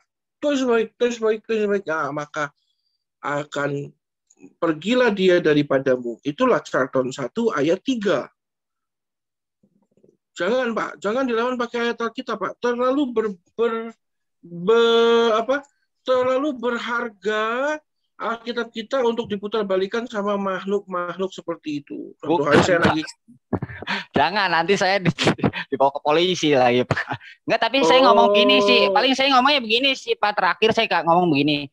Kalau benar kamu lebih benar, kamu sahin dulu dah agama kamu di pemerintah. Orang kamu aja nggak sah di agama di negeri ini. Saya mau ikut yang saja. Saya bilang begitu, udah saya tinggal langsung. Jangan bilang gitu, Pak. Sekarang sudah disahkan itu. Sudah. Oh, nggak tahu. 7 agama kita sekarang. 7 mana sih? Jadi saya kepegedean ini. 7. Hindu, Buddha, Katolik, Islam, Kristen, Konghucu, Saksi Yehova. 7 sekarang. 7, Pak. Tetapi itu ngaco. Mau dari segala penjuru mata angin ngaco. Suatu hari saya lagi duduk di bengkel Hyundai di Pluit, lagi servis mobil, terus sales mobilnya itu ngomong sama saya, Pak, kalau pemahaman Alkitab kayak gini itu gimana, Pak? Saya bilang, oh itu ngaco, itu saksi Yehova itu. Itu kalau ketemu sama saya tak pukul jidatnya itu. Rupanya sebelah saya itu saksi Yehova yang barusan ngomong sama salesnya. Langsung ambil mobilnya ngabur, nggak jadi servis. Karena memang mereka itu ngaco. Maksudnya gini loh. Dalam setiap kehidupan manusia, Pak Henry, harus yang namanya itu fair play, Pak. Ya kan? Kalau kita olahraga kan ada namanya fair play. Kalau mau main catur, main biliar, itu ya mesti ikuti aturan yang ada gitu loh. Jangan menjelekkan orang lain atau main curang. Mereka itu namanya main curang ya. Siapapun nanti akan menyaksikan siaran ini, tolonglah jangan main curang gitu. Apalagi berusaha mendapatkan umat dengan cara main curang. Kita harus fair play. Berikanlah pemahaman yang benar. Jangan ketok-ketok pintu rumah orang. Bisakah saya ngobrol sebentar, ngasih tak-tak, ngasih apa? Nggak usah.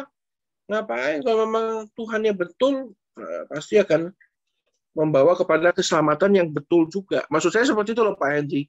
Jadi, mesti fair play. Tuhan kita juga fair play kok. Kalau kamu mau terima keselamatannya, silakan. Kalau tidak, ya keselamatanku hanya bagi yang mau mengaku dengan mulutnya, dengan lututnya bertelut, lalu otaknya pemahamannya berbalik, ya silakan kan gitu. Tuhan kita juga nggak maksa kok. Gitu. Jadi ya Bapak Ibu, dalam hidup kita belajar tentang Tuhan, betul. Tapi jangan jadikan pemahaman kita tentang sesuatu, tentang Tuhan, tentang berkat, tentang iman, untuk melawan agama lain. Tuhan nggak mau itu. Pemahaman kita itu bukan untuk menyerang agama lain, tetapi untuk menyadarkan bahwa menunjukkan oke, Tuhanku yang betul, gitu ya, Bapak Ibu ya. Bulan ini kita sudah belajar banyak, terutama dalam tema transformasi doa itu, dan akan ada banyak kesaksian yang luar biasa. Minggu depan saya akan kesaksian. Nah, gitu Pak Gem. Minggu depan saya mau kesaksian, Pak. Tetapi ini adalah spesial. Bagaimana terjadi yang namanya pemutarbalikan fakta. Bagaimana yang namanya change the unchangeable. Pak Fendi itu sukanya pakai bahasa Inggris itu. Change the unchangeable. Iya, kelihatan intelektual. Oh iya, benar. Saya juga, yang penting saya paham lah. Jadi minggu depan Bapak Ibu kita akan belajar firman Tuhan, tetap tentang kristologi, dan juga saya mohon izin besok minggu depan saya akan kesaksian. Ya. Maaf, Pastor mau nanya sedikit boleh nggak? Oh, jangan sedikit, banyak juga boleh. Nggak, saya mau minta tanggapan Pastor Charlton masalah tentang orang ini loh. Dia teman anak saya sih. Dia tiba-tiba datang ke rumah. Dia cerita kalau dia itu ada yang jaga dia itu namanya katanya Nabi Musa. Terus ada 12 malaikat sama dia. Terus dia bisa ngeliatin anak-anak saya siapa yang diikutin malaikat, siapa yang ketempelan gitu dia lihat. Tapi terus saya kasih pencerahan tentang firman Tuhan. Jadi dia kayak memang kayak apa ya, Pastor, kayak indigo atau gimana berdasarkan penglihatan pakai air. Gimana tuh ngadepin orang ya, Pastor? Cuekin aja Bu, nggak usah didengerin. Anggap aja siaran radio Prambors. Pastor pernah dengar nggak gereja Mahanaim? Pastor Paulus saya kok tahu nggak gereja Mahanaim? Itu koncomu. Itu dibawa ke gereja aja Bu, Putri. Dibawa ke gereja aja hari Minggu besok biar ketemu sama saya. Iya, ya, itu juga sama saya juga Pak. Nanti saya bawa tongkat baseballnya.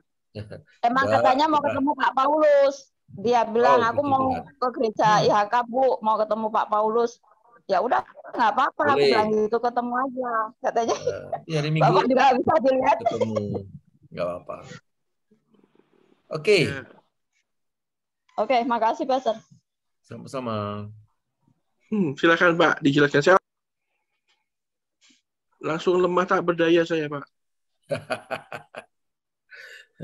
Oke ya, ini sudah malam ya. Tadi Iva belum selesai, saya hanya mau tanya aja hasil dari apa ya hari ini? Dedek diapain ya, Pak? EEG, Pak. EEG. Itu sih hasilnya ya? Hasilnya belum, nanti saya ditelepon dari pihak rumah sakit.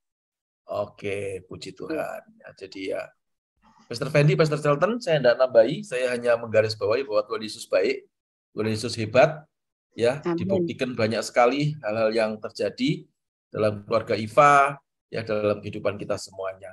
Ya, membuktikan bahwa Tuhan Yesus itu memang Tuhan. Ya, tadi Ibu Niki berkata bahwa ya firman itu menjadi manusia, ya memang, ya, dan diam di antara kita. Karena itu kalau kita tidak mau baca firman, bagaimana Tuhan bisa tinggal dalam hidup kita, gitu ya. Jadi sehebat apapun pengetahuan kita, kalau kita tidak mau baca firman setiap hari, ya bohong. Karena suatu hari dunia ini akan diputar balikkan. Kalau Pastor Charlton berjanji minggu depan akan bersaksi pemutarbalikkan fakta, setan juga memutarbalikkan fakta loh. Lagi apa ini? Oke, ya, jadi kira-kira itu aja teman-teman yang saya tambahin karena waktu sudah malam. Saya serahkan kembali ke Pastor Fendi. Silakan. Oke, baik. Terima kasih. Kita sama-sama akan berdoa. Kita tutup acara ibadah kita nanti. Tadi ada Koniki sama Ci Lydia ya yang meminta doa. Yuk kita sama-sama bersatu dalam doa. Bapak yang baik, Bapak yang penuh kasih, Bapak di dalam nama Tuhan Yesus, terima kasih hari ini kami sudah bersama-sama beribadah, kami sudah mengikuti acara GIC. Biarlah setiap pemahaman-pemahaman yang baru, setiap hal-hal yang kami dengar, firman yang Tuhan berikan pada kami, biarlah kami semua boleh menjadi pelaku firman-Mu, dan kami juga boleh mengerti, dan iman, pengharapan, dan kasih kami lebih lagi kepada Tuhan Yesus. Terima kasih, Tuhan juga memberkati para hamba-hamba-Mu yang sudah melayani. Tuhan memberkati Pastor Kosanto dan juga Pastor Charlton, juga Tuhan memberkati Hendry, Tuhan memberkati Pak Gem yang sudah melayani setiap kami, supaya kami berdoa, supaya mereka tetap sehat. Minggu berikutnya kami sama-sama boleh belajar hal-hal yang baru lagi. Tuhan Yesus, pada malam ini kami khusus berdoa untuk Koniki dan juga Ci Lydia yang mungkin sedang mengalami kelemahan secara fisik. Biarlah Tuhan menurunkan anugerah, Tuhan memberikan kesembuhan buat Koniki dan juga Ci Lydia. Tuhan memberikan kekuatan dan kesehatan, supaya malam ini dia boleh beristirahat, besok bangun dengan kesehatan yang terbaik. Tuhan pulihkan, Tuhan sembuhkan sakit penyakitnya, dan kami percaya biluh-biluh Tuhan Yesus menyempurnakan proses kesembuhannya. Kami juga berdoa untuk semua teman-teman kami yang mengikuti acara ibadah ini, baik secara Zoom maupun secara recorded. Kami berdoa, biar kami semua ada di dalam tangan kasih Tuhan, tutup bungkus kami, selubungin kami dengan kuasa darah Yesus, dan jauhkan kami dari segala virus, segala gangguan, dari segala kuasa-kuasa kegelapan. Kami tolak, kami hardik di dalam nama Tuhan Yesus. Kami percaya segala sesuatu yang baik, yang merupakan janji Tuhan di dalam kehidupan kami, terjadi dan tergenapi semua di dalam nama Tuhan Yesus. Sesuatu yang bukan berasal daripada Bapa di sorga, kami tolak di dalam nama Tuhan Yesus. Terima kasih Bapa yang baik, dan kami berdoa juga untuk bangsa kami, untuk stabilitas dan keamanan, dan juga perekonomian. Kiranya Tuhan bantu pulihkan, Tuhan juga lindungi, Tuhan memberkati bangsa kami, terutama untuk para pemimpin bangsa kami, supaya mereka boleh tetap menjadi pemimpin-pemimpin bangsa yang takut akan Tuhan, dan juga membawa setiap kami, rakyat Indonesia yang dipimpin, menjadi rakyat yang adil, makmur, dan sejahtera di dalam nama Tuhan Yesus. Terima kasih Bapa buat hari ini, terpujilah nama-Mu, dan kami percaya Tuhan melindungi kami senantiasa. Tuhan menyertai kami sampai pada kesudahannya. Dan Tuhan tidak pernah meninggalkan kami, dan kami juga percaya Tuhan mencukupkan apa yang kami perlukan, bahkan berlebih di dalam segala hal, baik dalam hal kebajikan maupun segala hal. Terima kasih Bapa, dan saatnya sebelum kami berpisah, kami rindu Tuhan Yesus memberkati kami lewat berkat dibawakan oleh Pak Gembala. Silakan Pak Gembala. Mari angkat kedua tangan kita, saudara-saudara, mari angkat kedua tangan kita. Terima berkat yang datang daripada Tuhan Yesus Kristus. Terimalah berkat yang melimpah-limpah dari Allah Bapa, persekutuan dan kasih sayang dari Tuhan kita Yesus Kristus, penyertaan, penghiburan, serta kuat kuasa dari Allah Roh Kudus menuntun, menyertai, memberkati, menjadikan kita kepala dan bukan jadi ekor, naik terus dan tidak pernah turun, mulai sekarang sampai selama-lamanya. Dalam nama Tuhan Yesus Kristus, haleluya. Sama-sama berkata, amin. Puji Tuhan. Tuhan Yesus memberkati semuanya. Selamat malam. Salam IHK. Salam IHK. Oke, selamat malam semuanya. Terus belajar. Semuanya. Terus belajar. Ya. Jangan berhenti belajar. Thank you, Pastor Charlton, Coach Charlton, thank you, Ko Niki, thank you. Pak Santo, makasih. Ko Pak Santo, Henry, Ko Rudi, Pak Niki, makasih. bless, Pak Rudi, makasih. Pak Eko.